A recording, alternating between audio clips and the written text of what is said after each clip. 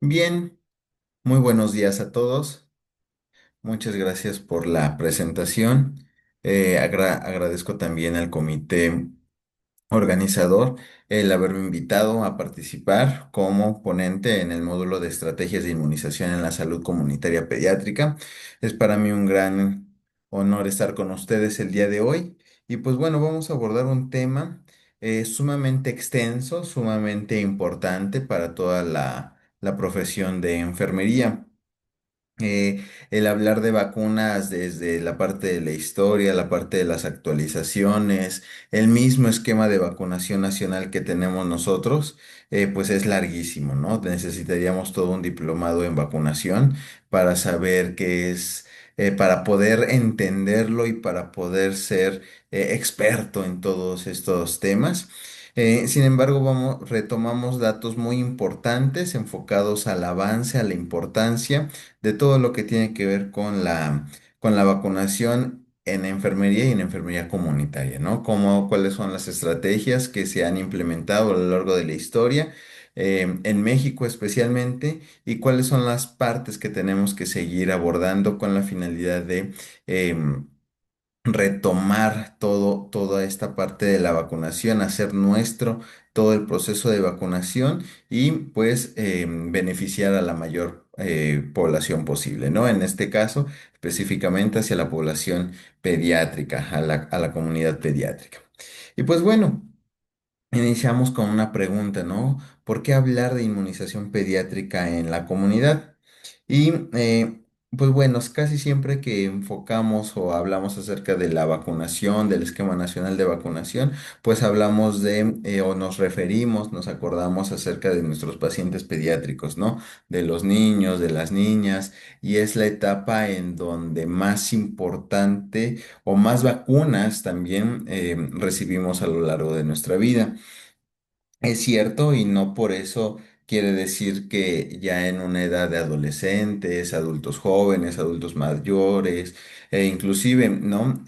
Vamos a ver que existe un esquema ideal de vacunación para el profesional del área de la salud, pero no significa que toda esa demás población pues no sea importante. Sin embargo, vamos a resaltar en esta charla cómo las vacunas en la parte pediátrica han logrado tener un impacto positivo en la vida adulta de todas estas personas, ¿no? E inclusive, como para nosotros también es importante que el vacunar en la edad pediátrica pues va a tener un beneficio en el estado de salud, en la erradicación de enfermedades cuando nosotros tengamos, cuando todas las personas que se fueron vacunadas en la edad pediátrica, pues lleguen a una etapa adulta.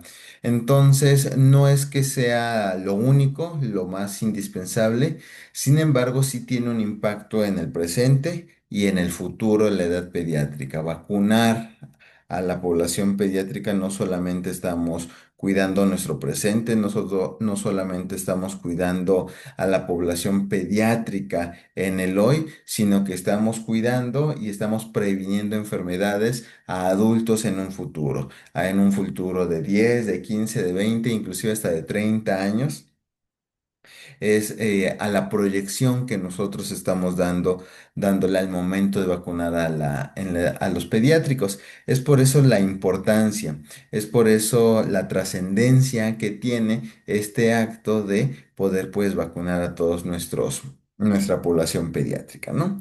Y pues bueno, empezamos con un poco de la historia. Creo que la mayoría de nosotros sabemos de dónde viene la palabra vacuna, pero pues bueno, vamos a ir reforzando un poquito de estos datos históricos. La historia nos dice que en Inglaterra, a finales del siglo XVIII, Edward Jenner, que era un médico rural, pues buscaba la forma de combatir la viruela, una enfermedad que provocaba muchas muertes entre la población. Había visto este médico que las mujeres que ordeñaban vacas y que habían tenido viruela bovina no se enfermaban de esa de viruela humana. Así que pues aplicando ya el ya famoso método científico, comenzó a experimentar, tomando muestras de la herida, tomando muestras de todas estas mujeres y colocándolas en un brazo pequeño, en un brazo de un niño rasguñado de aproximadamente 8 años, ¿no? El niño se enfermó ligeramente, no continuó como toda una historia natural de la enfermedad y en unos días se recuperó por completo. Posterior a eso, expuso varias veces la viruela humana y como tal se esperaba, el niño nunca desarrolló la enfermedad. Aunque ese primer experimento ha sido criticado, la práctica de Jenner se perfeccionó y ayudó a salvar millones de vidas.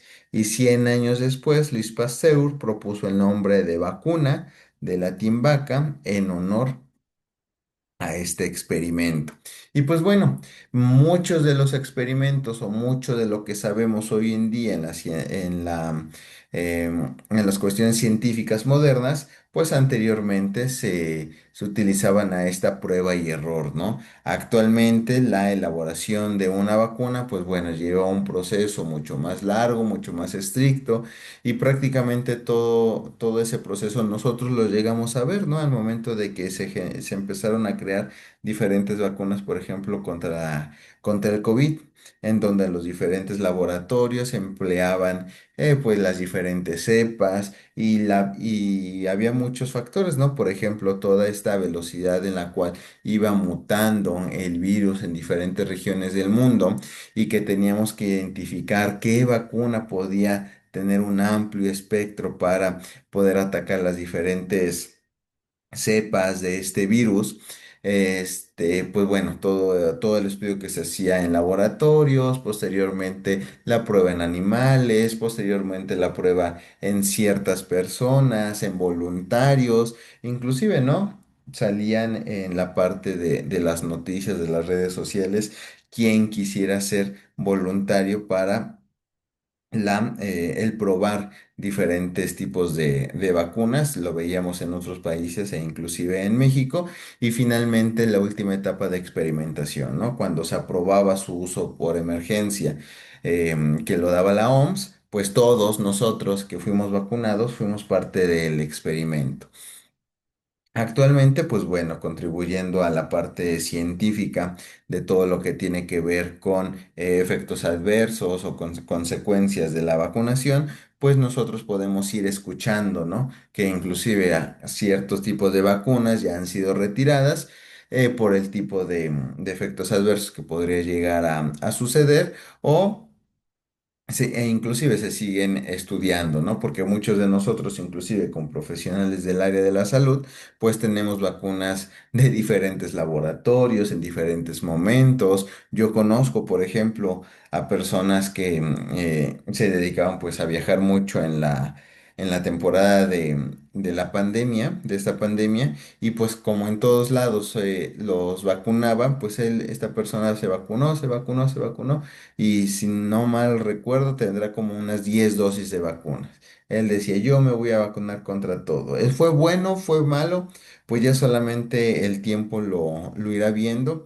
Actualmente, pues afortunadamente se encuentra bien, nunca se enfermó, ni él ni su familia. Entonces, pues bueno, es parte de la experimentación que tenemos en la generación de nuevas vacunas, ¿no? Y así, poco a poco, también nosotros hemos visto cómo van generándose esas vacunas, cuál es la importancia de cada una de ellas. Y bueno, México tiene una historia larguísima acerca de cómo se ha modificado, cómo se han actualizado y cómo se ha visto toda la parte de las vacunas aquí en México, ¿no? Tenemos una línea del tiempo muy larga y vamos a ir hablando solamente de unos datos muy importantes. Por ejemplo, en 1804, como de los primeros vestigios de lo que es la historia de la vacunación en México, el doctor Francisco Balmis introduce la vacunación antivariolosa, ¿no? En el 1996, por decreto presidencial se hace obligatoria la vacunación contra la viruela y se inician las campañas masivas para su aplicación. En este instante, sin tener en cuenta las jornadas nacionales de vacunación o las semanas de salud pública y demás. Sin embargo, sabíamos que el vacunar masivamente pues tenía un efecto positivo en la población, ¿no? En el 51 se dice que se registra en San Luis Potosí el último caso de viruela como resultado de arduas jornadas de lucha antivariolosa en las que la vacunación jugó un papel más importante. Entonces, si se dan cuenta, desde 1926 hacia 1951, pues un poquito más de 20 años, se logró erradicar esta enfermedad en territorio mexicano. Hoy en día podemos escuchar que hubo uno o dos casos aislados.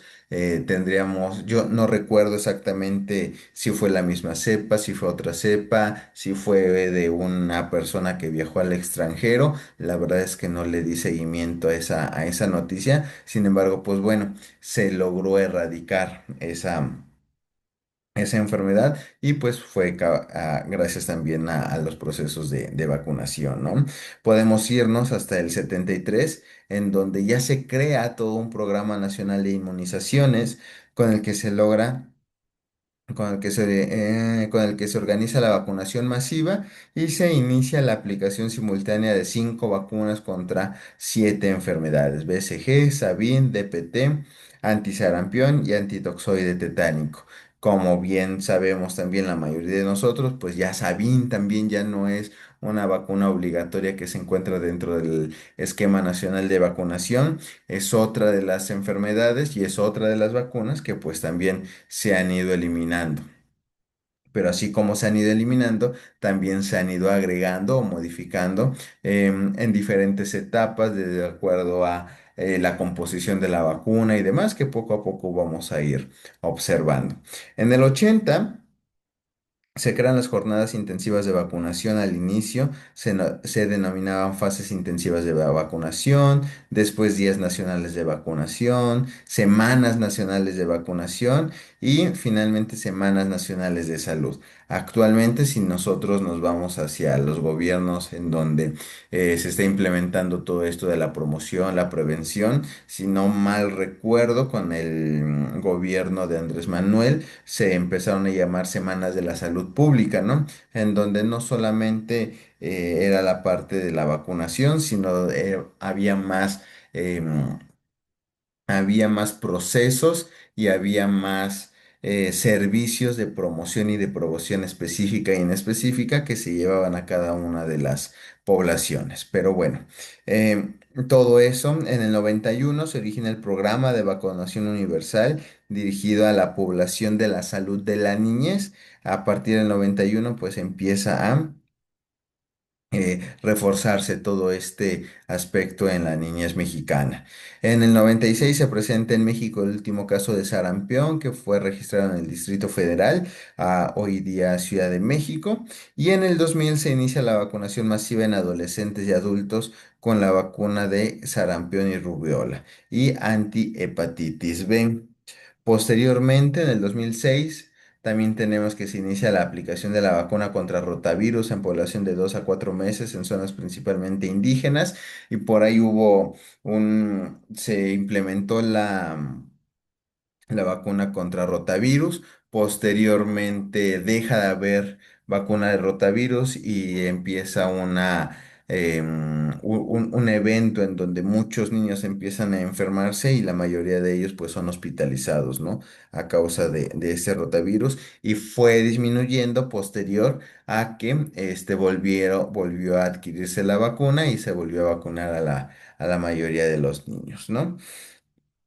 Y pues uno de los últimos casos es que en el mes de noviembre llega a México la primera remesa de vacuna antiinfluenza AH1N1 y pues nosotros podemos ver, ¿no? Si los vamos hasta el 2020, podemos identificar que es el inicio de la vacunación contra COVID también. Y pues un proyecto fallido o al menos que ya no se ha vuelto a escuchar la generación de la vacuna aquí en México contra COVID-19, que pues al parecer dejó de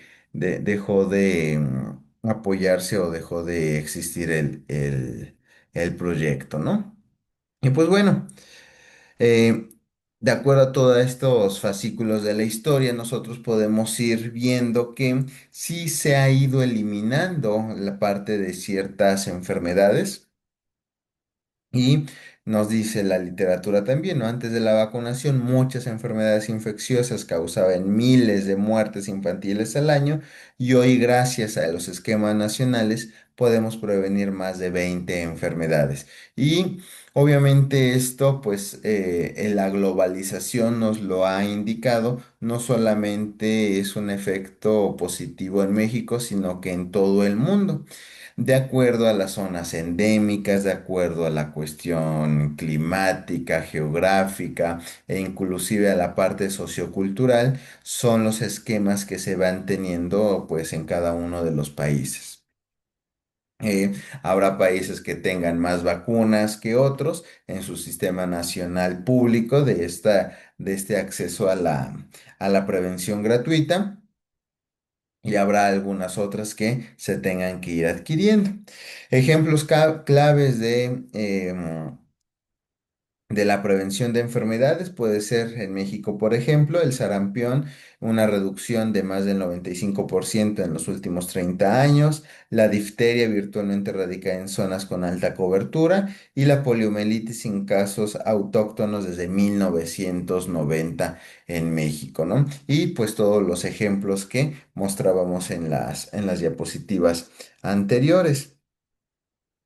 Ahora bien, pues también podemos ir viendo todo lo que ha causado la aplicación de estas vacunas. Por ejemplo, tenemos a la varicela, que en 1995 llegábamos a tener 120.624 casos y un año después se registraron oficialmente 83.511, más de 40.000 casos, bueno, más de 35.000 casos menos y podemos ir viendo cómo la curva de casos va disminuyendo y tenemos registro que en el 2014 solamente hubo 10.172 casos.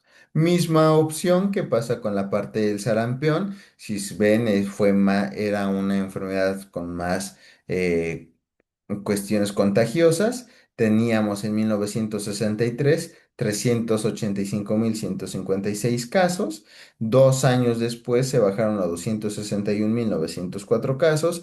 Y finalmente, miren, en el 2013 llegamos a tener registrados solamente 187 casos. Posteriormente pasa lo mismo con la parte de la polio, 28.985 casos en 1955 y tiene un descenso increíble, ¿no? Hasta 2013, en donde solamente se llegó a registrar el último caso, todo esto en la parte de región de los Estados Unidos.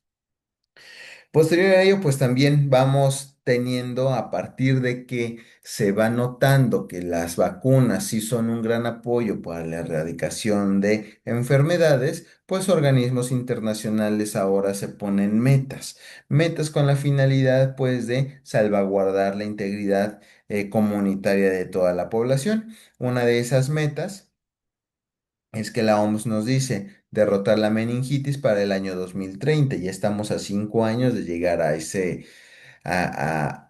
esa meta para ver si se puede o no se pudo lograr erradicar.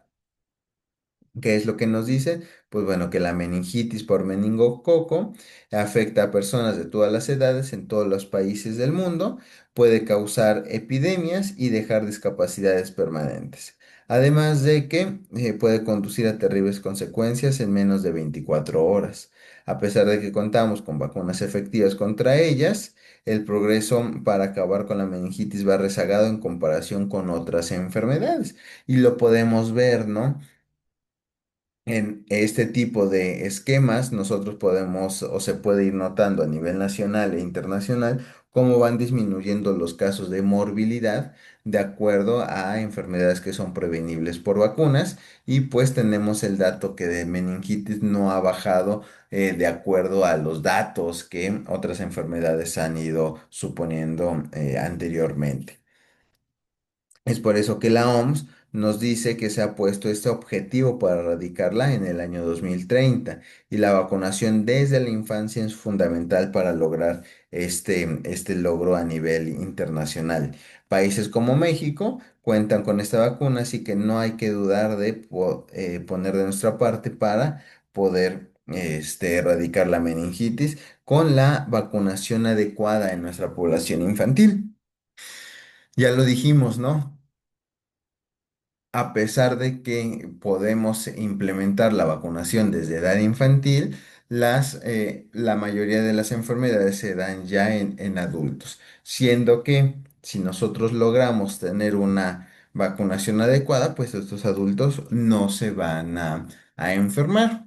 Ahora bien, otro tema que es parte importante de todo lo que vivimos hoy en día con las redes sociales, con la parte de la información, una infodemia que va por todos lados, que es esta epidemia de información a través de redes sociales, de medios de comunicación rápidos, porque hoy en día nuestro cerebro quiere procesar información de manera muy rápida, y aquella información que logre captar nuestra atención, pues es en donde nosotros le dedicamos un poquito más de tiempo, ¿no?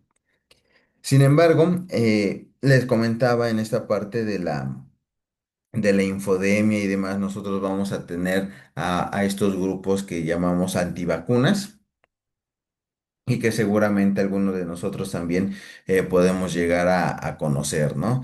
Que en donde tenemos personas que no quieren vacunarse o que no quieren vacunar a estas personas menores de edad, en donde, pues bueno, sí ha llegado a tener un impacto en todo esto, incluyendo lo que mencionábamos atrás, ¿no? Que era la parte de el no deceso adecuado de las infecciones por meningitis.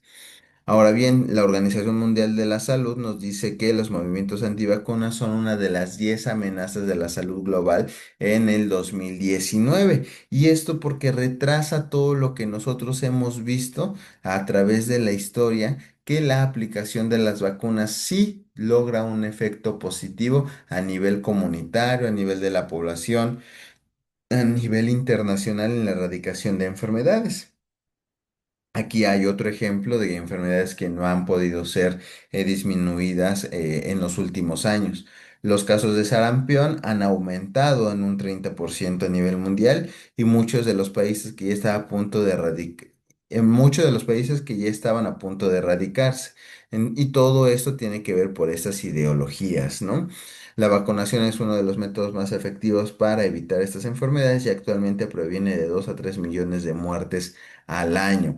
Entonces, con toda esta información, nosotros tenemos que educar hacia nuestra población. Más adelante también vamos a ver que una de las estrategias para poder lograr metas dentro de la salud pública, pues es educar a la población. Y no podemos educarla si no tenemos el conocimiento, si no dominamos los temas y si no bajamos el lenguaje que tenemos todos nosotros hacia un nivel en donde no los entiendan. Y no quiere decir que hablemos, que no nos demos a entender, sino que hablemos con ejemplos, que hablemos en suposiciones y hablemos el mismo lenguaje que la población está acostumbrada a escuchar, ¿no? Pero más adelante vamos a hablar de eso. Ahora bien, aunado a toda la parte de la erradicación de enfermedades a nivel internacional y nacional, también nosotros podemos ver cómo existen vacunas que han sido introducidas a México a través de la producción y a través de la compra de todas estas vacunas, ¿no? Una de las primeras, ya veíamos nuestra línea del tiempo, es la vacuna de la viruela. Posteriormente empezamos también a producir vacuna contra DPT, BCG, tétanos, sabín, sarampión, y también se van incorporando vacunas que se compran en el extranjero, como Sabin, BCG también, hepatitis B, influenza, rotavirus, VPH y cómo todas este avance de las vacunas pues también van teniendo un efecto positivo en toda nuestra población. Si no mal recuerdan, pues anteriormente pues ni siquiera se vacunaba contra VPH, era una vacuna que solamente se lograba conseguir en el medio privado. Posteriormente se integra a todo lo que es la Cartilla Nacional de Vacunación para las niñas, en donde se vacunan a partir de quinto, sexto de primaria u 8, 9 años de edad. Y actualmente ya también se están vacunando hacia los varones contra este VPH y serotipos específicos, ¿no? El hablar de vacunas también es hablar de todas las patologías, quiénes son portadores, quiénes desarrollan enfermedad, cómo se desarrolla la enfermedad, cómo es la historia natural de la enfermedad de acuerdo a las edades en las cuales nosotros podemos adquirir la enfermedad. Entonces, como les mencionaba, ¿no? Es una información muy amplia todo lo que tiene que ver acerca de la vacunación. Y bueno, también el hablar de las vacunas, pues nos obliga a hablar acerca de cuál es su clasificación, cuántos tipos de vacunas tenemos, con la finalidad pues de reforzar ese conocimiento de nosotros y saber de qué están hechas, cuál es el agente etiológico de cada una de las enfermedades y cómo vamos a poder eliminar a cada, o bueno, cómo vamos a poder prevenir específicamente estas enfermedades. De acuerdo a la composición de cada una de las vacunas, nosotros vamos a poder tener vivos atenuados, como es el triple viral y rotavirus. Vamos a tener vacunas inactivadas, como lo puede ser hepatitis A. Vamos a tener algo que se llama subunidades proteicas, como de TPA y neumococo, o ARN mensajero, que es un ejemplo también podría ser la parte de COVID-19.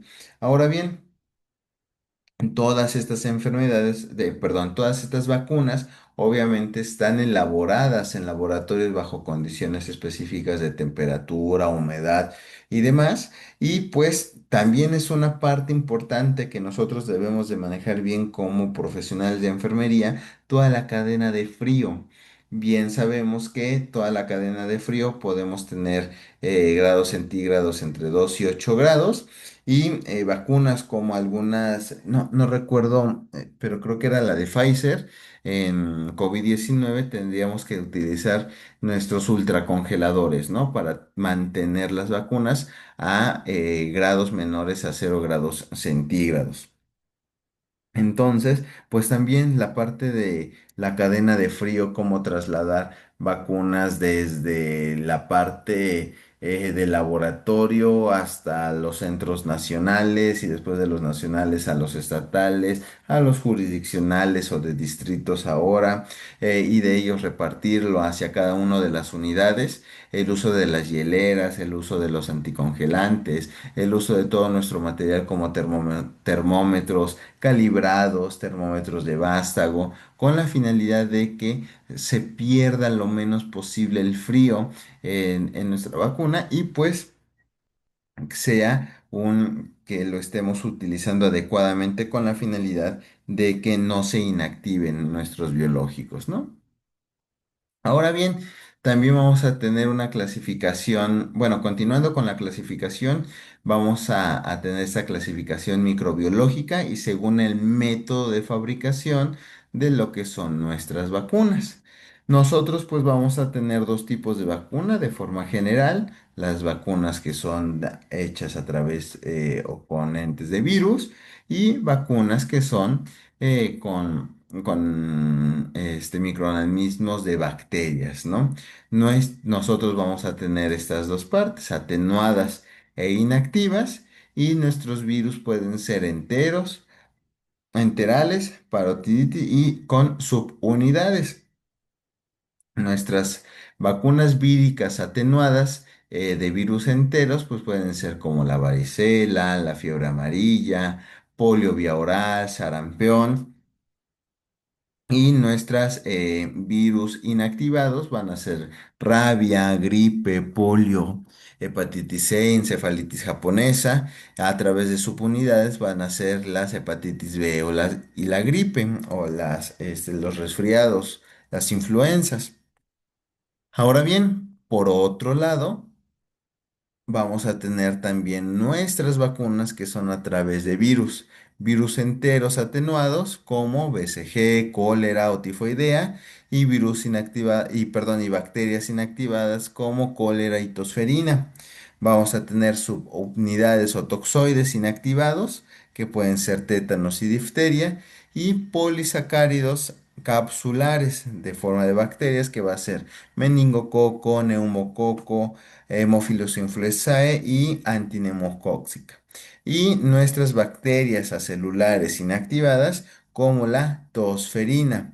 Ahora bien, nosotros tenemos este tipo de clasificación, saber hacia dónde vamos a atacar a cada uno de los microorganismos, ya sea virus o bacterias, a través de las vacunas, pero pues, ¿qué significa, no? Toda esta parte de características de vacunas atenuadas o vacunas inactivadas. Nosotros lo podemos observar en esta pequeña tabla. Nuestras vacunas atenuadas nos menciona que va a ser atenuación mediante pases de cultivos celulares o en medios bacteriológicos. Suelen requerir solamente una dosis. Se necesita un número menor de microorganismos para poder protegernos de manera efectiva. Suelen ser menos estables. No requieren adyuvantes, inducen una respuesta humoral celular y hay posibilidad de difusión de la infección entre los no vacunados. Entonces, estas son las características de nuestras vacunas atenuadas. Me regreso un poco, ya sea de forma de virus o ya sea en cuestión de bacterias. Un claro ejemplo, ¿no? La parte de varicela, una sola dosis. La parte de BCG, una sola dosis. Si nosotros vamos a viajar, por ejemplo, a Brasil y nos van a vacunar contra fiebre amarilla, pues también es una sola dosis. Aquí nosotros podemos ver, ok, si es una dosis, entonces es una vacuna atenuada. Y ya dependiendo, va a proteger contra virus o contra bacterias. Por otro lado, vamos a tener nuestras vacunas inactivadas. Estas vacunas inactivadas nos van a decir, pues pueden elaborarse a partir de microorganismos completamente virulentos, requieren múltiples dosis, necesitan gran número de microorganismos, son más estables, requieren algunos adyuvantes, por lo general se administra por vía parenteral, inducen solo la producción de anticuerpos y no es posible la difusión de la infección a los no vacunados. Entonces, nosotros ya podemos ir viendo este tipo de características y diferencias entre lo que son nuestras vacunas atenuadas y lo que son nuestras vacunas inactivadas. Ahora bien, a raíz de eso, nosotros, y les comentaba, nosotros podemos llegar a tener un sinfín de información, pero aquí vamos a ir siendo un poquito más concreto, de manera general, pero sin dejar de pasar datos específicos que nosotros, como profesionales de enfermería, debemos de tener. Muchas de las dudas en la parte de la comunidad, muchas de las dudas inclusive en los esquemas de rescate de diferentes vacunas, queremos saber, ¿no? ¿Cuántas vacunas podemos aplicar al mismo tiempo? ¿Es posible, no es posible en el mismo brazo, en el mismo lugar, en la misma pierna? Si se puede, no se puede. Y pues bueno, tenemos diferentes recomendaciones. Nosotros tenemos intervalo mínimo entre administración no simultánea de inmunizaciones distintas. Y por ejemplo, si nosotros tenemos dos vacunas inactivadas, no hay problema con el intervalo que tengamos. Inclusive podemos colocar dos vacunas inactivadas el mismo día en diferente brazo. ¿Qué pasa si vamos a aplicar una vacuna inactivada y una atenuada? También no hay ningún problema. No debemos tener no está registrado un intervalo mínimo de espacio entre esas dos vacunas. La única que vamos a tener que esperar entre la parte del intervalo, pues van a ser las vacunas atenuadas. Si son dos vacunas atenuadas, en donde no van a ser simultáneas, debemos esperar un intervalo mínimo de 4 semanas, a expensas de que las vacunas sean orales o intranasales. En ese aspecto no tendríamos que tener también ningún intervalo mínimo de aplicación de las vacunas. Sin embargo, pues vaya, vamos a poder lo recomendable en vacunas intramusculares, pues es que nos esperemos 4 semanas. Quizá haya algunas preguntas, algunas dudas. Les voy a pedir al final si me apoya el maestro Daniel, con la finalidad de que les vaya respondiendo al final a todos sus dudas y preguntas, ¿vale?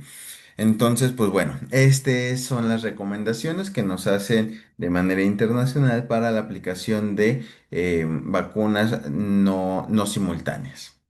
Ahora bien, nosotros también lo vimos en la primera diapositiva acerca de todo lo que es el esquema de vacunación infantil en México.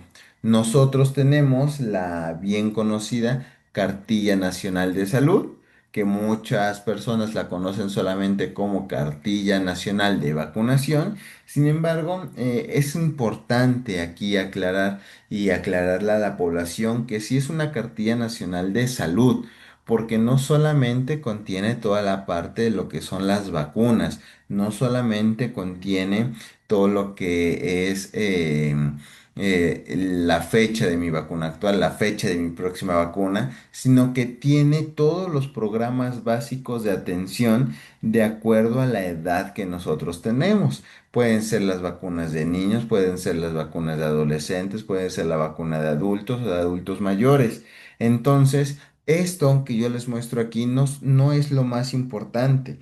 Es importante llevar control de peso, control de talla, control de higiene bucal, control de nutrición, control de partes de consultas en salud mental, de psicología e inclusive, de acuerdo a la edad también, control de salud reproductiva, control de detección de enfermedades tempranas, control de enfermedades crónico-degenerativas, control e identificación temprana de algunos antígenos. Todos esos programas de salud son importantes y son complementarios hacia lo que es nuestro esquema nacional de vacunación. Ahora bien, este esquema nacional de vacunación nosotros nos los podemos aprender de memoria y demás. Sin embargo, la finalidad no es aprendernos lo de memoria. Pasa algo parecido como lo que es la tabla periódica, ¿no? A muchos de nosotros en la prepa, secundaria, creo que en la primaria no, pero en la educación básica nos decían, apréndete la tabla periódica, ¿no? Su símbolo y diferentes características de la tabla periódica: punto de ebullición, configuración electrónica, etcétera, etcétera, ¿no? Y pues bueno, la historia nos dice que la creación de la tabla periódica era para que los químicos, las personas que trabajan en laboratorio, no se la aprendieran de memoria y pudieran tener datos de manera rápida al alcance y poder continuar con los demás procedimientos que se hacen en laboratorio, ¿no? Ir viendo y trabajando, ir viendo y trabajando. Y obviamente con el paso del tiempo, al momento de ir utilizando diferentes elementos de la tabla periódica, pues uno se los va memorizando. Y entonces, la parte de los esquemas de vacunación, y yo lo conjuntaría con la parte de la educación, pues el objetivo no es aprendérnosla. ¿Por qué? Porque inclusive cartillas de vacunación de 5 años a la fecha ya ha cambiado y ya se ha actualizado. ¿Qué es lo que recomendable para saber qué es lo que estamos viendo en la evolución de nuestro esquema de vacunación, pues leerlo, leerlo, leerlo, leerlo, tener a la mano todos nuestros documentos y poco a poco, bueno, a este pequeño le hace falta tal vacuna. Ok, vamos a ver y voy a irme a mi libro, voy a ver cuál es mi esquema de rescate. Ok, ahora me voy a mis 6 meses. A los 6 meses, ¿cuáles son las vacunas que le tocan? No, ¿sabes qué? A los 6 meses ya solamente le tocan dos vacunas diferentes. Ok, la aplicamos. Y entonces, si lo hacemos todos los días, nuestras compañeras, que seguro varias están aquí, compañeras que se dedican al primer nivel de atención, pues ya se lo saben, ya saben cuáles son la presentación, cuáles vienen con unidosis, multidosis,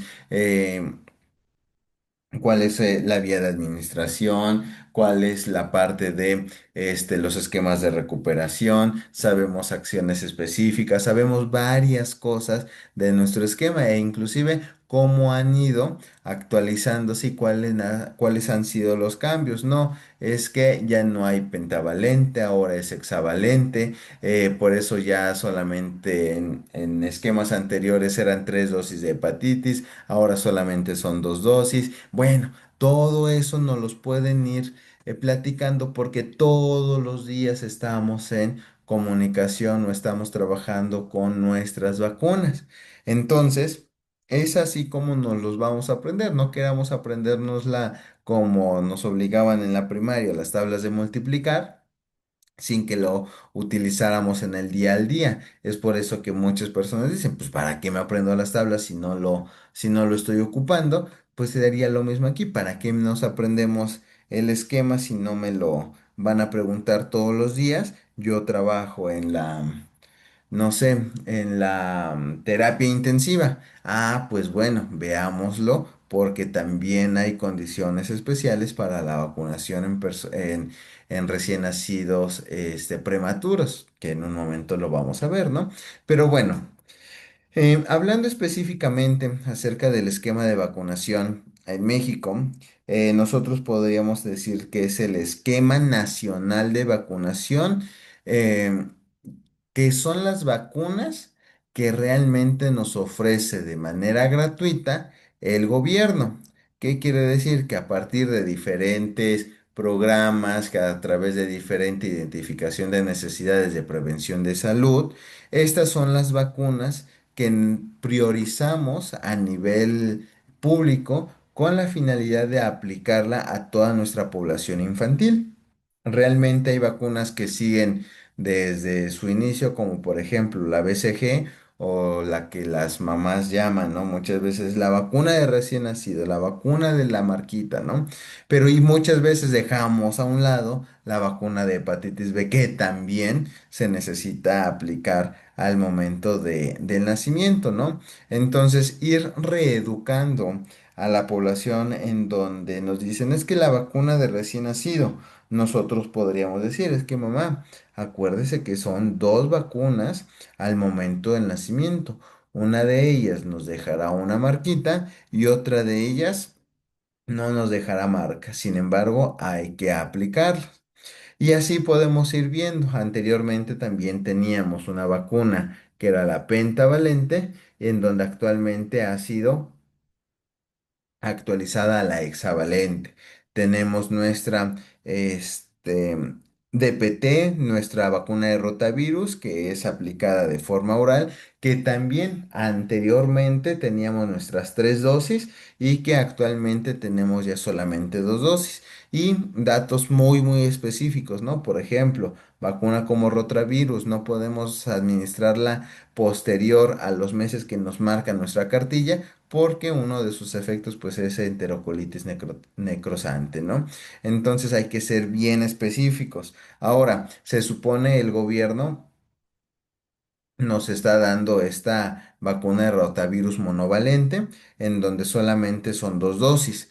Nosotros tenemos que estar muy en contacto y muy actualizados porque también mucha población acude a medios privados a la adquisición de la vacuna. ¿Por qué? Porque sabes qué, es que en mi centro de salud no hubo vacuna de rotavirus. Tuve la posibilidad de ir a una consulta con un pediatra de forma particular y como le mencioné que no había vacuna, pues el médico nos aplicó una vacuna de rotavirus, pero hay que identificar qué tipo de vacuna es porque en el medio privado sí sigue existiendo nuestra vacuna pentavalente de rotavirus, que son 3 dosis. Entonces, ahí, ¿cómo podemos conjugar todos estos esquemas con la finalidad de que tengamos cubierto de toda la enfermedad, con todo el esquema adecuado con nuestro paciente? Entonces, hay que tener cuidado con eso. Y más porque, pues, personal de enfermería que no está, o que no estamos 100% relacionados, no todos los días trabajamos con las vacunas, a lo mejor no sabíamos que ya cambió en el esquema nacional el rotavirus de 3 a solamente 2 dosis, ¿no? Posteriormente también vemos el neumocóxica conjugada. Vamos a aplicarla 3 veces en nuestra triple viral, nuestra influenza a partir de los 6 meses y que también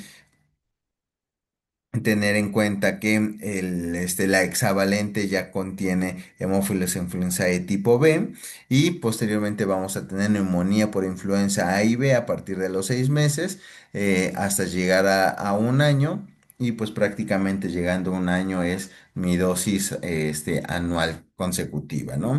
Y también nosotros podemos ver que la vacuna de COVID ya se encuentra dentro de nuestro esquema nacional de vacunación. Esto también es un tema interesante, es un tema que nosotros tenemos que analizar muy bien porque fíjense lo que dice. Tiene un pequeño asterisco la vacuna COVID-16 y si nos vamos a la nota dice, esquema sujeto a los lineamientos vigentes según la vacuna contra COVID-19. ¿Qué quiere decir eso? Sabemos que es muy dinámico el cambio en todas las vacunas. En COVID-19 actualmente pues tiene mucho más dinamismo, puede ser mayormente cambiante.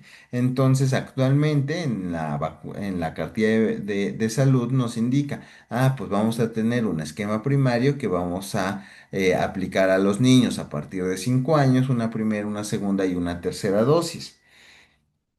Y posterior a ello, nosotros vamos a aplicarlo una anual posterior a la última dosis de lo que es nuestra vacuna. Prácticamente estaríamos aplicando la vacuna de COVID parecido a lo que es la influenza. Después de nuestra tercera dosis, ya podemos aplicarla anualmente. Y nosotros lo vimos en la temporada pasada, en donde se estuvo aplicando influenza y COVID. No se vacunó a la población en general, inclusive la tenían muy resguardada porque no se compró tantas dosis y solamente se vacunaba a población vulnerable. Población vulnerable, háblese pacientes pediátricos, adultos mayores, crónico-degenerativos, personal de salud, ¿no? E inclusive no sé cómo estuvo la distribución de vacunas contra influenza en los estados y en cada uno de sus unidades, pero influenza ni siquiera lo aplicaban a todos los trabajadores del hospital, al menos en el hospital en donde yo me desempeño, nos vacunaron a urgencias y a las terapias intensivas. Y ya posteriormente terminaron con el resto de los compañeros.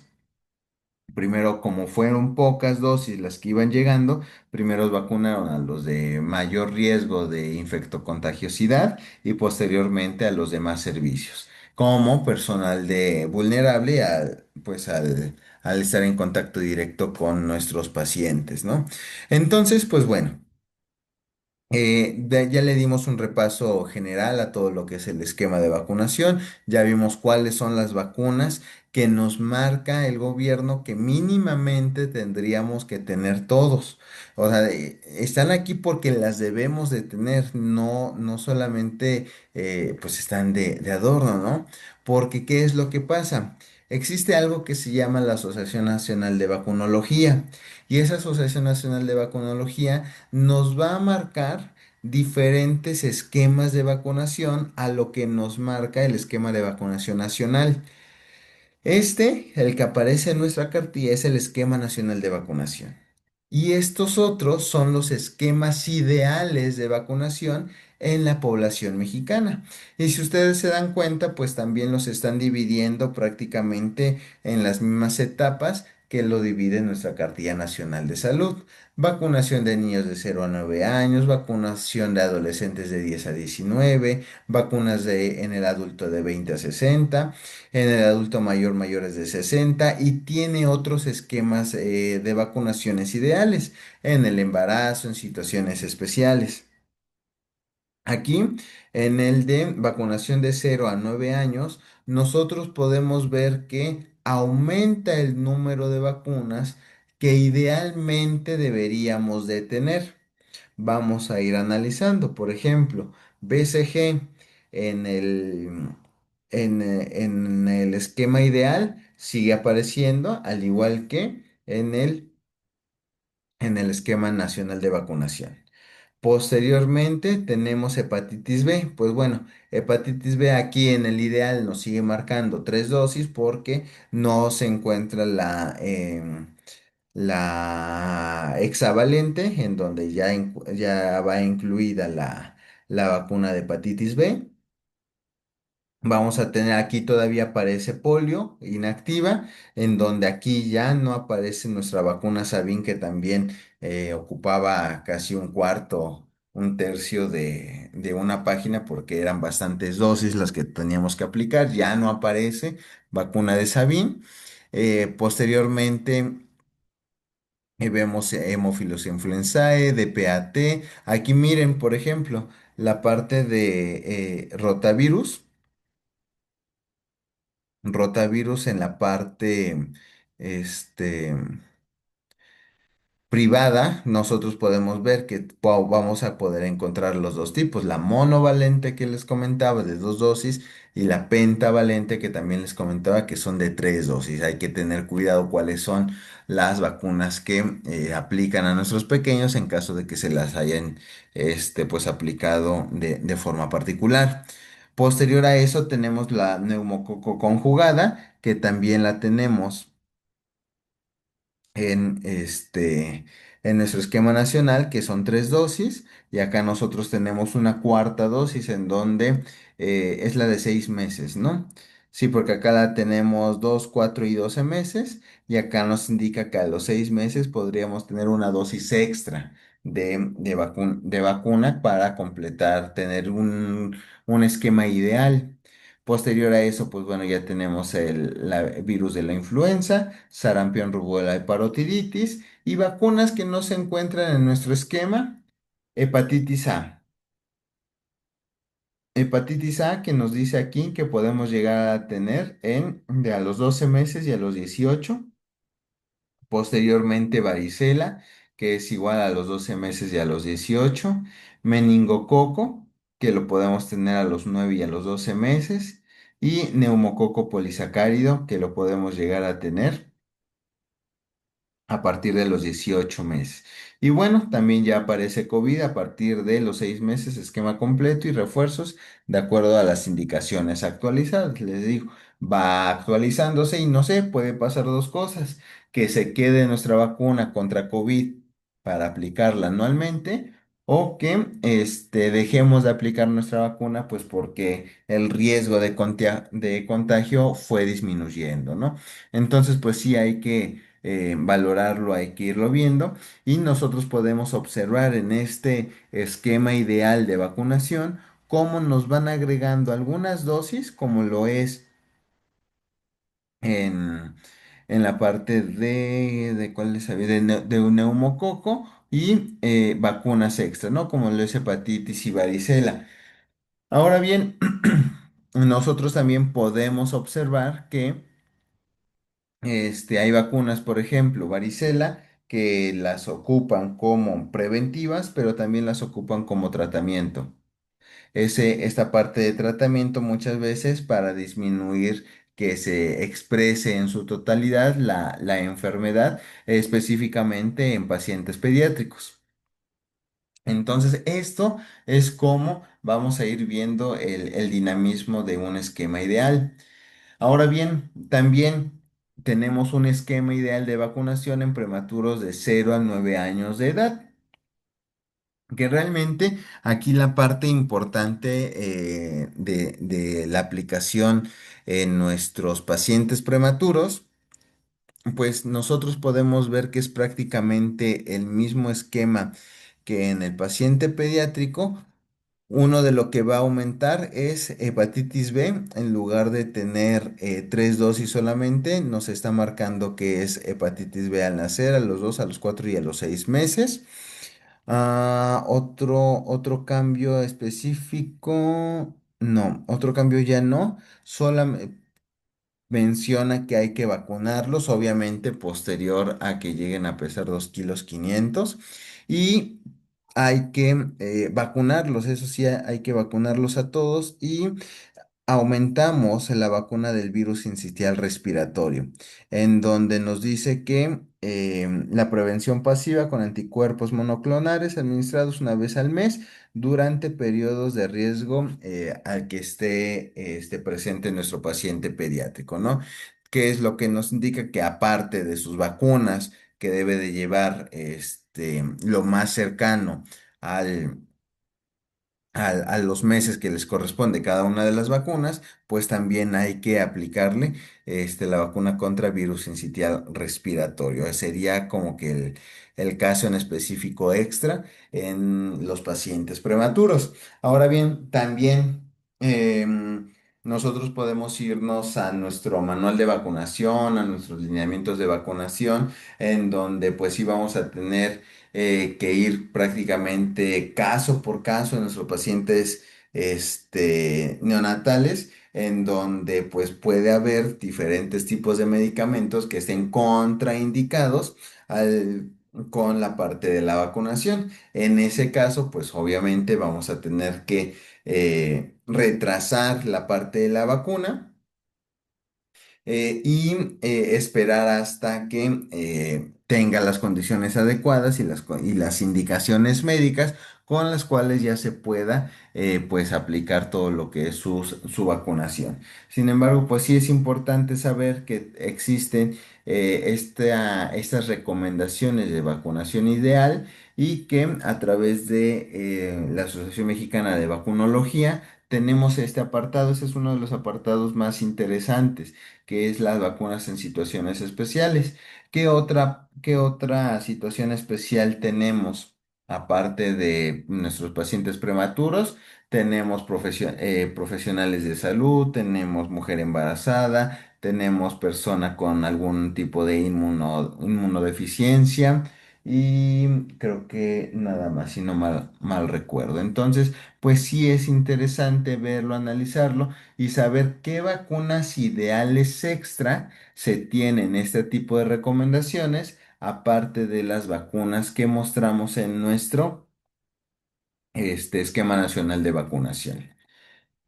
Inclusive, si nosotros lo vemos acá, también vamos a poder ver que existe todo un decálogo de, ¿cómo es el decálogo de las 10 claves de la vacunación en el lactante prematuro, en su actualización 2024? ¿Qué es lo que vamos a tener en estas recomendaciones? Pues bueno, nos dice que tenemos que llevar a cabo una de nuestras mismas pautas que el recién nacido a término. ¿Qué quiere decir? Que los recién nacidos prematuros deben recibir el mismo esquema general de vacunación que los recién nacidos a término. Se realiza vacunación con neumococo conjugada, con hexavalente y con meningococo y con los dos tipos de meningococo, y la respuesta inmunológica de las vacunas en los recién nacidos prematuros es, en línea general, muy similar a la obtenida en los recién nacidos a término. Teníamos la intención anteriormente de que los recién nacidos pretérmino no se vacunaban hasta prácticamente o que salían del hospital o que tuvieran 1, 2, 3 años de edad con la finalidad de que hasta ahí se podían vacunar y muchas veces ni se tenían esquemas de recuperación y solamente se aplicaban las vacunas de acuerdo a los meses que tenían, ¿no? Sin embargo, pues se ha visto a través de diferentes estudios que en condiciones generales, pues van a tener los mismos tipos de reacción y adaptación hacia las vacunas nuestros recién nacidos a término, ¿no? Eh, Posterior a eso, mencionamos que la vacunación según la edad cronológica, los recién nacidos pretérminos deben ser vacunados de acuerdo con su edad cronológica, independiente a su edad gestacional y de su peso al nacimiento. Salvo en situaciones excepcionales, no se debe retrasar la edad de la vacunación. La vacunación es segura, la seguridad de las vacunas en los recién nacidos pretérminos es alta y la reactogenosidad es similar a los recién nacidos en término. Los lactantes prematuros de edad gestacional menor a 28 semanas y o peso menor a 1500 gramos tienen un mayor riesgo de apnea y bradicardia entre las 48 a 72 horas después de la vacunación. Sin embargo, la evidencia científica nos ha dicho que estos fenómenos son transitorios tras la observación clínica. Obviamente, pues sabemos, ¿no? Que el proceso de vacunación es meramente y en la mayoría de los casos propio de enfermería, pero pues sabemos que también cada paciente tiene su particularidad y cada hospital tendría sus lineamientos y criterios. No está de más tener esa colaboración multidisciplinar para saber si se aplica o no se aplica la parte de las vacunas, ¿no? A nuestros pacientes. Posteriormente a eso, también tenemos que la vacunación, sí, clínicamente estables, los recién nacidos pretérmino que permanecen ingresados en un momento de la vacunación deben estar clínicamente estables y sin eventos cardiorrespiratorios, en particular de apneas y bradicardias, para ser vacunados. Entonces, sí tenemos que tener mucho cuidado con ello por lo que se ha evidenciado científicamente, ¿no? La parte de las apneas y las bradicardias. Y más si hablamos de nuestros pacientes cardiópatas, en donde pues sí valdría la pena más eh, establecer qué tipo de cardiopatía tiene, si hablamos de cianógenas, no cianógenas, cuál es su evolución y cuál sería su tratamiento. Sabemos que en algunas de las cardiopatías congénitas el procedimiento quirúrgico no es de inmediato, hay que esperar un poco, primero tener en alguno de ellos cierre de algunas cavidades farmacológicas o posterior a ello el acto quirúrgico, pero en algunos meses después al nacimiento, ¿no? Y en esos casos podríamos retrasar lo que son los efectos de la vacunación. Perdón, retrasar la aplicación de las vacunas, no los efectos, la aplicación de las vacunas. Nuestro número 6 nos dice que la vacunación en la unidad neonatal, si fuese necesario, los recién nacidos pretérmino pueden ser vacunados en la unidad neonatal si estuviesen aún ingresados, incluida la vacunación frente al rotavirus.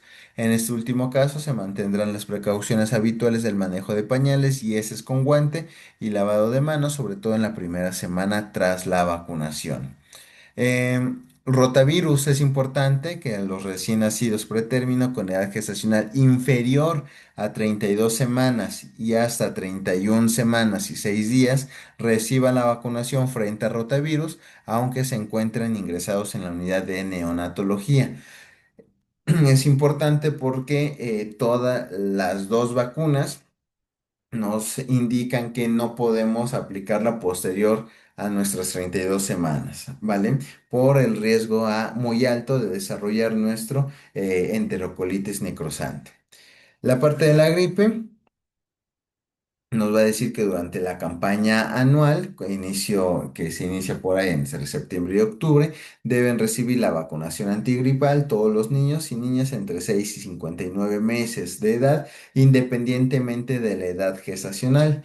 En caso de ser prematuro, con edad gestacional inferior a 32 semanas, también deberá de recibir la vacunación durante los 2 primeros años de vida en estos recién nacidos pretérmino. Quiere decir que a pesar de que haya sido un recién nacido pretérmino y un año, 2 años después, a lo mejor tiene alguna complicación y demás, pero tiene que tener sus vacunas contra la influenza.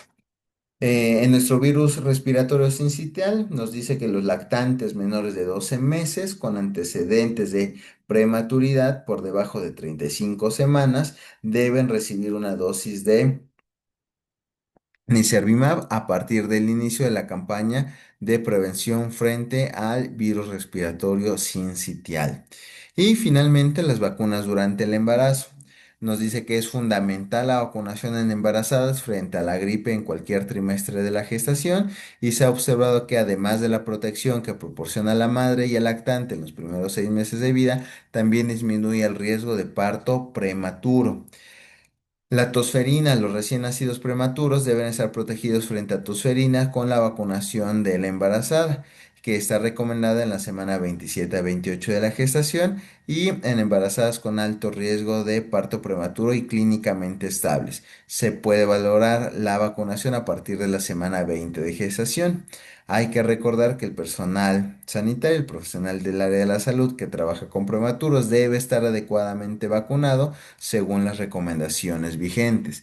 ¿Qué pasa con la parte del embarazo? Pues bueno, sabemos que tiene que tener nuestra mujer embarazada también su esquema completo, porque no solamente en la cuestión de influenza, sino que también en cuanto a alimentos y demás, sabemos que los anticuerpos que genera la madre van a proteger a nuestro recién nacido desde los primeros días de su nacimiento, ¿no?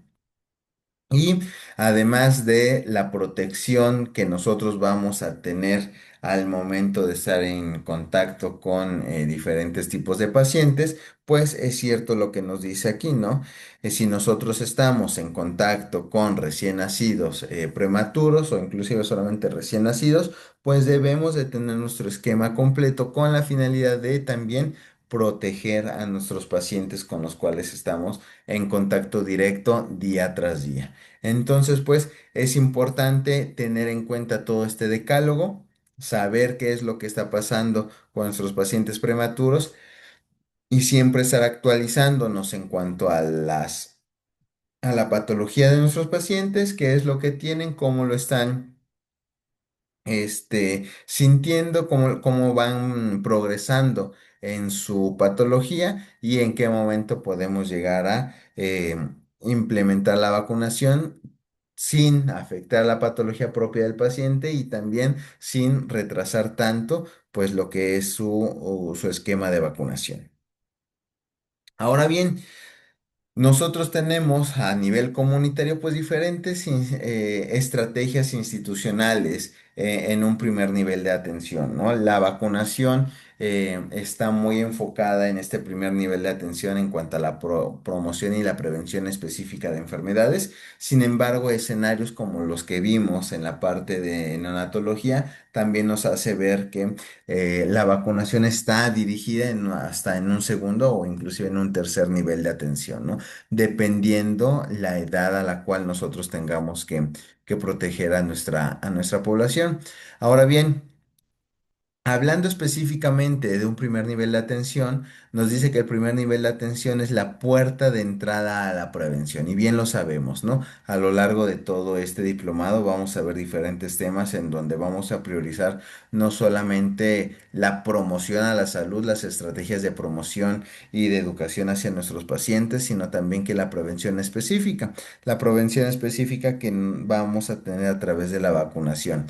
Y todo eso va a ser a través de una revisión sistemática de todas nuestras cartillas. Y es lo que les decía, ¿no? Día tras día. Siempre que vamos a estar observando y observando nuestras cartillas, las vacunas que nos hacen falta, las vacunas que a lo mejor no tenemos, nuestros esquemas de recuperación de cada una de las vacunas, pues vamos a poder vernos más expertos en todo en toda esta cuestión de del esquema nacional. Los registros y seguimientos de esquemas incompletos, no solamente en la parte de las cartillas, sino en toda la parte de los formatos de palomeo y demás que llevamos en nuestro primer nivel de atención, las brigadas móviles a comunidades alejadas y la capacitación del personal en cada contacto. Es importante que por lo regular siempre en un primer nivel de atención hay una o dos compañeras, compañeros que han llevado mucho tiempo en vacunas y pues saben todo lo que son los procesos, ¿no? Sin embargo, también vamos a encontrar algunas clínicas o unidades de primer nivel de atención que el personal es muy rotativo, que los están cambiando y cambiando seguido y seguido. Es por eso que es importante la capacitación continua y es como el tema de higiene de manos, ¿no? Nos tardamos, nos chocamos, de que ya está cada ratito nos están capacitando en higiene de manos, higiene de manos, higiene de manos, pero quizá no vemos alrededor que nos están capacitando porque cada mes, cada 2 meses ingresan pacientes, compañeros nuevos, compañeros que se están integrando a nuestro equipo de trabajo y pues también hay que capacitarlos. Y pues como nosotros estamos ahí y ya llevamos bastante tiempo, pues también nos toca la parte de seguir recibiendo la capacitación, las intervenciones educativas que realiza enseñanza o los propios jefes de servicio. Entonces, pues es importante esas estrategias institucionales con la finalidad de implementar acciones para completar los esquemas de nuestra población. Ahora bien, existe toda la parte de la comunicación efectiva en la inmunización. La confianza en las vacunas comienza con la confianza en el personal de salud y muchas veces lo vemos nosotros, ¿no? A nivel comunitario, estas estrategias en donde eh, pues la mamá, el papá, el familiar de nuestro paciente se acerca con nosotros con la finalidad de preguntarnos, decirnos qué es lo que pasa con las vacunas, cómo se puede completar el esquema, entre otras situaciones, pues bueno, el pilar de una buena comunicación va a ser la parte de escucha sin juzgar, la explicación con palabras simples, el mostrar evidencia científica y el responder mitos con respeto. Sabemos que a nivel comunitario, bueno, a nivel de un primer nivel de atención, no está tan educada la población como lo es a lo mejor con enfermedades crónico-degenerativas, con enfermedades más graves, por la misma naturaleza de la patología e inclusive por el interés. La mayoría de la población no está interesada en prevenir, sino en curar todavía, ¿no? Independientemente de que la salud pública hoy en día ya nos dice que la población ya se encuentra en una etapa preventiva en lugar de curativa, la realidad es que no. Al menos en México, la población se interesa más en curar que en prevenir. Y es por eso que tenemos que escuchar a nuestra población, saber cuáles son las dudas que ellos tienen y poder redirigirlos. En un primer nivel de atención, sí hablamos mucho de educar a la población cuando no tienen el conocimiento sobre un proceso, por ejemplo, la vacunación, pero también tenemos que aprender a reeducar. Porque tenemos muchas falacias, tenemos muchos mitos, tenemos muchas inconsistencias en la parte de la población que nosotros tenemos que reeducar a la población. Ellos saben que existen las vacunas, saben que tenemos que vacunarnos, pero muchas veces están en el conocimiento erróneo, en donde, es que ya no me tienen que vacunar, o ya, si ya perdí, ya se me pasó por un día, ya no puedo regresar a que me apliquen mi vacuna, ¿no? Entonces sí tenemos que reeducar a nuestra población en temas específicos y educarlos en temas nuevos con la finalidad de que tengan el conocimiento adecuado y ellos mismos traspasen la información en la misma comunidad.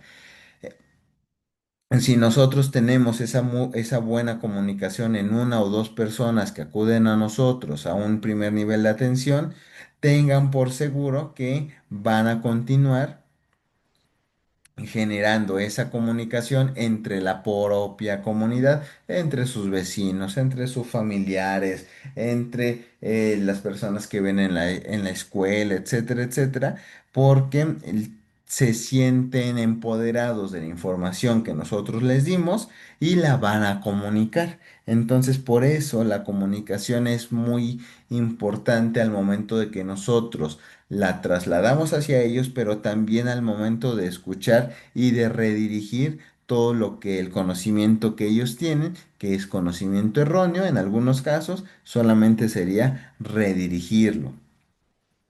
Ahora bien, dentro de todo este rol de la enfermería comunitaria en la parte de la inmunización, nos dice que el personal de enfermería no solo aplica la vacuna, no solamente somos aquellos que aquí está la vacuna, cuál te toca, la aplicamos y pin, se acabó, sino que tenemos funciones esenciales y que tenemos que resaltar y saber que las debemos de llevar a cabo con la finalidad de llevar un proceso adecuado en todo el proceso de inmunización.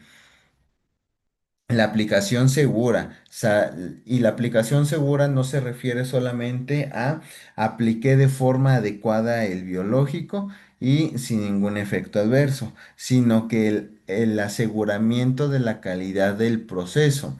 Un primer nivel de atención, aparte de todo lo que ya hemos visto de educar y demás, lleva muchos procesos administrativos. Y dentro de esos procesos administrativos tenemos que asegurar la calidad de ese proceso. Si nosotros estamos cuidando adecuadamente cuántas veces se abre un refrigerador, si tenemos adecuadamente el manejo de los congelantes y el manejo de nuestra hielera, los tiempos precisos, si todo eso lo manejamos, ahora sí, estamos teniendo todo un proceso adecuado dentro de la aplicación de nuestros biológicos. Nuestra vigilancia epidemiológica en cuanto a nuestras listas de paloteo y todo el seguimiento que llevamos epidemiológicamente de la comunidad a la cual nosotros estamos atendiendo a través de nuestro primer nivel de atención.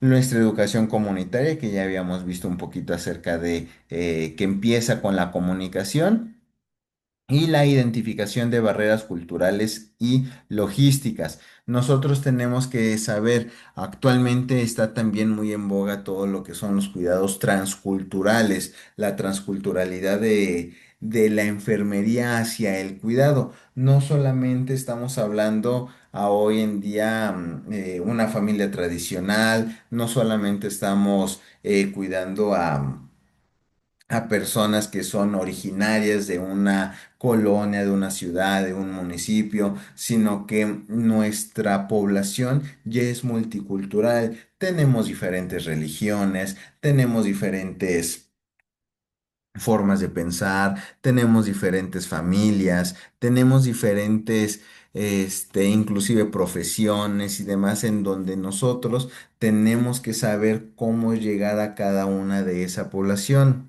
Entonces, es importante cómo vamos a identificar esas barreras de entrada a través de la comunicación y cómo podemos llegar a educar a toda esa población desde un mismo punto, ¿no?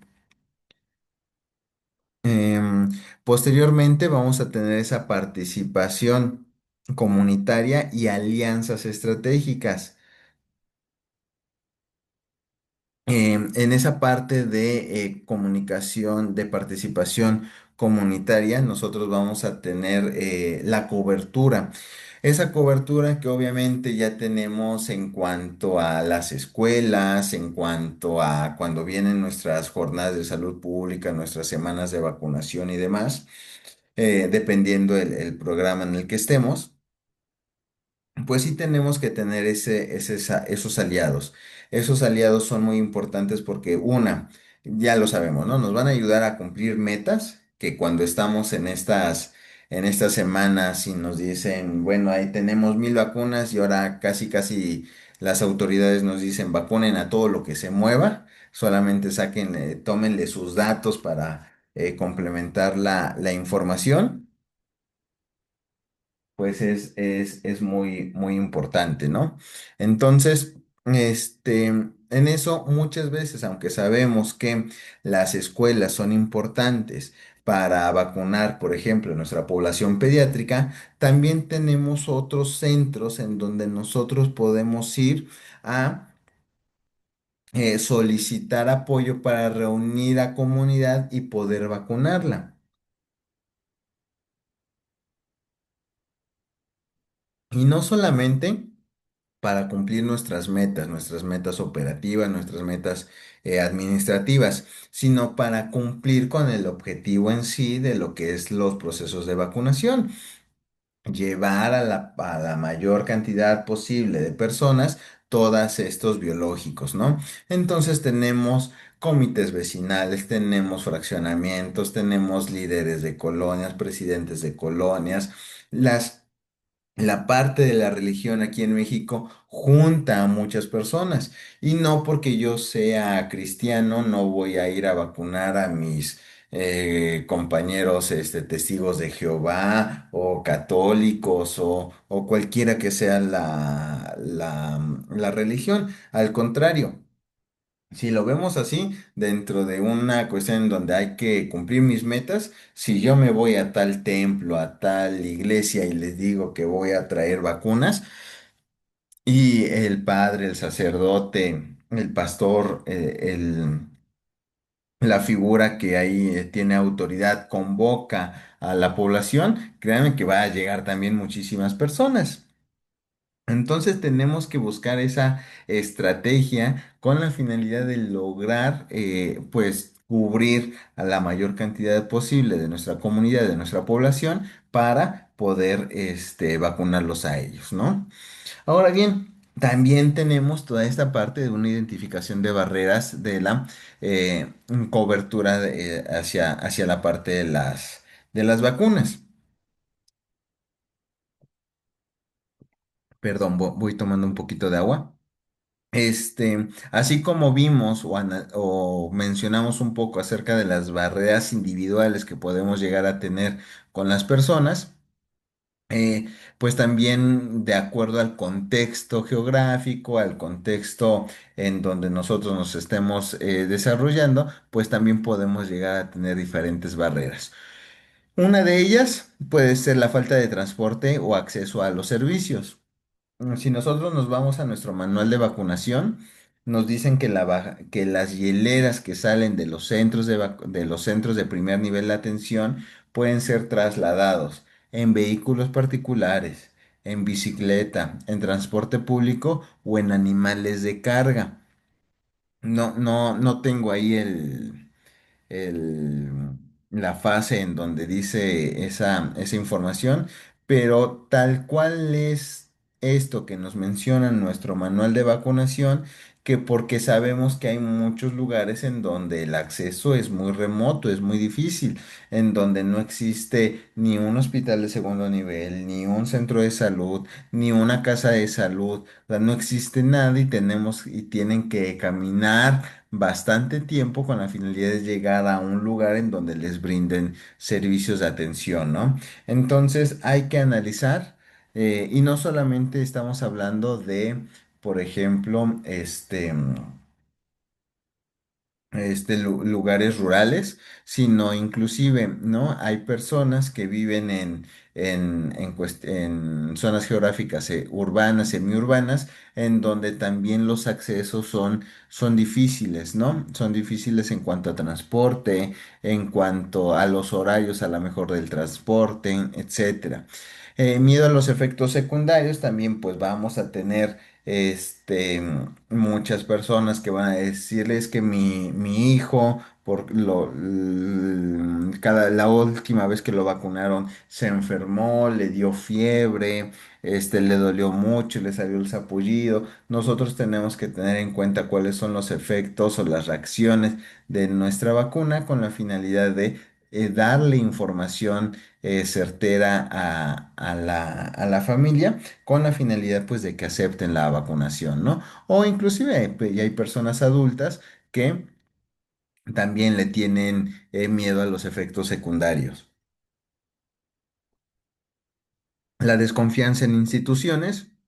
Hoy en día en zonas rurales y en zonas urbanas y en muchas comunidades mencionan, ¿no? Es que yo no me voy a vacunar porque es medicamento, pues, son vacunas del gobierno, entonces pues prácticamente esas no sirven, ¿no? Yo mejor las compro o mejor no me pongo nada, porque pues es la desconfianza y es la ideología que yo tengo y nunca me he vacunado y nunca me ha pasado nada, entonces voy a seguir con esa misma mentalidad, ¿no? O la parte de las creencias religiosas y culturales en donde no permiten a través de sus usos, costumbres y tradiciones no vacunarse, entonces pues obviamente no los vamos a quitar de esas ideologías religiosas, o sea, de esas ideologías culturales. Sin embargo, lo que podemos hacer es complementar de acuerdo a cada una de sus creencias, a cada una de sus culturas, todo lo que lleva a cabo a través de la vacunación, con la finalidad de que se cultiven, nos cultivemos todos en esa información y que ellos acepten realmente que es una ayuda y que pues las vacunas no van a causar prácticamente ningún daño, ¿no? Ahora bien, vamos a tener estas experiencias exitosas de acuerdo a todo lo que nosotros podemos hacer en cuanto a la aplicación de la administración de diferentes procesos y estos procesos, si los llevamos de manera adecuada, pues vamos a tener como resultado estas claves exitosas, ¿no? Por ejemplo, en una comunidad rural de Guerrero se logró una cobertura del 98% tras integrar promotoras indígenas, difusión en lengua originaria y brigadas de casa por casa. Eh, ¿Cuáles son estas claves del éxito? Adaptación cultural, participación social activa, monitoreo constante, coordinación interinstitucional. Yo que llevo algunos procesos de investigación en universidades, muchas veces me dicen es que una de las barreras todavía sigue siendo el machismo, el dialecto, la lengua, el idioma, para que me puedan contestar a mí mis encuestas de valoración. Entonces, en muchos procesos, lo que yo les he comentado es, ok, vamos a ver, tú hablas náhuatl, ¿por qué no traduces el instrumento que tú tienes al náhuatl? Con la finalidad, pues, de brindar información asertiva y que ellos vean realmente, las personas que te van a contestar, que realmente no es nada malo, te entienden y le damos ese proceso, ¿no? Es exactamente lo mismo. Si nosotros muchas veces lo que queremos es que las personas que hablan algún dialecto, náhuatl, que hablan alguna lengua indígena, hablen como nosotros. Y si no hablan lo que nosotros estamos, o si no entienden lo que nosotros les decimos, es problema de ellos. Y la realidad es que no. Nosotros tenemos que acercar esa información porque nosotros somos los que poseemos la información. Nosotros somos lo que queremos transmitir toda la información, toda la investigación con la finalidad pues de que se cumpla la vacunación, ¿no? Entonces, pues nosotros tenemos que tomar ese tipo de medidas. Aquí hay ejemplos de ellos. Por ejemplo, hay que identificar, así como en la religión podemos hablar con el padre, el sacerdote, el pastor y demás, para que él convenza a las demás personas de vacunarse. Aquí podemos tomar a una promotora indígena, una promotora local, capacitarla, decirle, inclusive, aunque no sea del área de la salud, que sea nuestra voluntaria y que apoye o voluntario y que apoye el proceso de la vacunación en donde vamos, vacunamos, nos acercamos a la gente, a lo mejor la gente va a tener más confianza de que llevamos o nos está apoyando a alguien de su misma localidad con la finalidad de, pues de llevar información, llevar las vacunas y pues se siente más cómodo, ¿no? Tenemos que adaptarnos a esa parte cultural, tenemos que llevar esa participación activa, en donde no solamente la parte del área de la salud tiene que ejecutar todos los procesos, sino que la sociedad tiene que participar activamente con la finalidad de darnos credibilidad, con la finalidad de apoyarnos, con la finalidad de que si una o dos personas participan con nosotros, pues las demás personas se van a empezar a poder integrar, ¿no? Es como una cadenita. Y pues obviamente una comunicación y coordinación interinstitucional. Si nosotros somos los ejecutores de los diferentes procesos, pues entonces nosotros vamos a saber cuáles son las necesidades específicas, qué es lo que necesitamos en cuanto a recurso humano, recurso técnico, infraestructura y demás. Sabemos que no podemos decir, ayúdenos a crear un centro de salud nuevo, ¿verdad? Pero muy probablemente sí podríamos poco a poco ir solicitando adecuadamente a través de procesos adecuados, a través de nuestros escritos, de nuestras solicitudes y en algún momento a lo mejor no nos cubren al 100%, pero podemos llegar a ir cubriendo algunas de nuestras necesidades pues poco a poco, ¿no? Em, Ahora bien, nosotros podemos a partir de este nivel comunitario tener nuestra propuesta de un plan de acción local, identificar exactamente cuál es la zona que nos corresponde y en cuál queremos llegar a impactar en cuanto al proceso de vacunación y cómo lo vamos a hacer.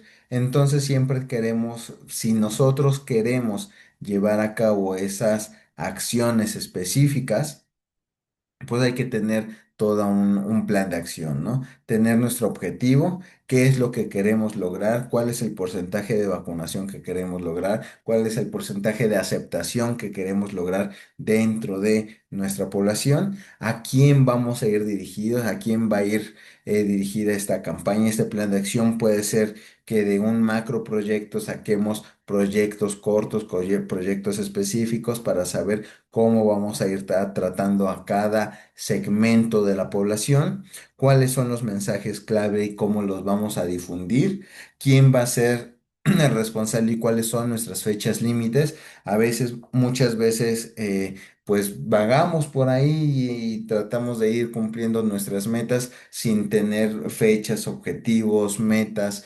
específicas con las cuales nosotros tenemos que ir logrando todo este proyecto y finalmente la evaluación, ¿no? Que también como profesional de enfermería muchas veces no nos gusta que nos evalúen y no solamente conocimientos, sino procesos, sino logros, sino productividad. Entonces, es importante si nosotros queremos ser efectivos, si nosotros queremos lograr cumplir nuestros objetivos y nuestras metas, tenemos que saber también cuáles son nuestras debilidades, qué podemos hacer, qué no podemos hacer y hasta dónde podemos ir avanzando, con la finalidad que en el siguiente proceso mejoremos esas características que no hemos podido cumplir al 100%. Recuérdenlo, ¿no? Todo lo que no es medible, pues no es mejorable. Entonces, si podemos medirnos inclusive a nosotros mismos, a la comunidad, al proceso, a las acciones empleadas, pues poco a poco vamos a poder ir mejorando. Ahora bien, ¿realmente nosotros somos los responsables de todo ello? ¿O quiénes son los responsables de todo este procesos de vacunación? Si bien es cierto, los lineamientos internacionales marcan que es un proceso multiprofesional interdisciplinario. ¿Qué quiere decir? Todo el personal sanitario, todo el personal de salud que esté involucrado en la atención hacia las personas, pues es responsable en cada una de las fases. Y si nosotros o cada uno de ellos cumple lo que le corresponde hacer, ya sea de manera operativa, de manera logística, de manera administrativa, el proceso se va a llevar a cabo de manera adecuada. Por ejemplo, ¿quién es el responsable de brindar información? todos los profesionales del área de la salud, porque todos estamos en contacto directo con nuestros pacientes. ¿Quién es el pues, responsable de la prescripción? Médico en la parte de dominación comercial y enfermería en la parte de dispensación de las vacunas, ¿no? Al final, nosotros leemos la cartilla de vacunación y sabemos cuál es la vacuna que le corresponde de acuerdo a la edad de nuestro paciente. La dispensación, farmacéutico, jurisdicción, demás, o centro de vacunación, y la administración es totalmente proceso de enfermería, en donde pues sí, realmente sabemos que hay varios profesionales del área de la salud y demás que van a aplicar la parte de las inmunizaciones de las vacunas. Sin embargo, el 98, el 99% de los profesionales que la aplicamos, pues somos nosotros enfermería. Entonces tenemos que saber todo lo que conlleva la administración de un biológico. Y pues bueno, finalmente nosotros nos regimos a través de diferentes normativas, legislaciones y demás, en donde nosotros actualmente vamos a tener nuestro manual de vacunación 2021, que es la última actualización. Vamos a tener un programa de acción específico de vacunación universal del 2024, 2020-2024, y vamos a tener un programa de vacunación universal, nuestros lineamientos generales a 2024. Cada uno de estos documentos comparten información, hay información que es muy similar. Sin embargo, cada uno de ellos va a tener datos específicos que a nosotros nos van a servir para identificar algún tipo de propuestas, para identificar algún tipo de recuperación de esquemas, situaciones especiales, qué hacer en casos especiales o extraordinarios. Entonces, pues son los lineamientos que nosotros tenemos que ir leyendo. Alrededor de 200 páginas cada uno de estos documentos. Sin embargo, pues es importante. Les decía yo, no aprendérnoslo, porque el aprendérnoslo, pues muchas veces no le encontramos ni significado a cada uno de ellos.